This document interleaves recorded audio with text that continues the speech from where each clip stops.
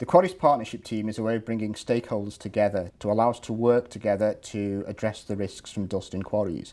It includes members from industry, trade unions, trading associations, who all bring their particular interests and views and knowledge together so we can pool and hopefully work better together than we can separately.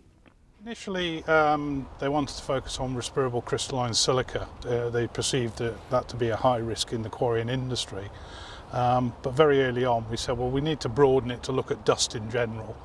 And whilst respirable crystalline silica is still a focus of the HSC, if you control all dust, you will control the silica, and that's formed the basis of our work since. The Quarries Partnership Team was looking for a way of presenting this information in a simple and easy to understand way.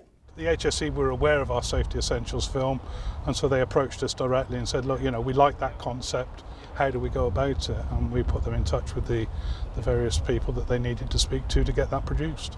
We felt that a cartoon was the ideal way of getting the message across in an entertaining way that engaged with the target audience. It also allowed us to demonstrate the behaviours that we didn't want people to do in a way that didn't put people at risk. We then intercut this with live action, which showed how the tasks should be done in order to control the risk safely. With these things, you don't want to be too heavy. You want it to be a bit light-hearted. The film would form part of an overall training package. It wouldn't just be a training film in itself.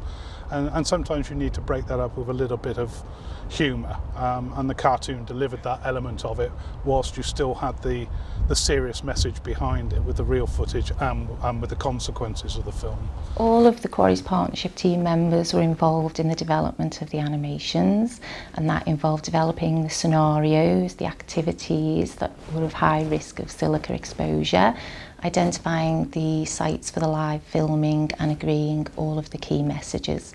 So it was a real team effort.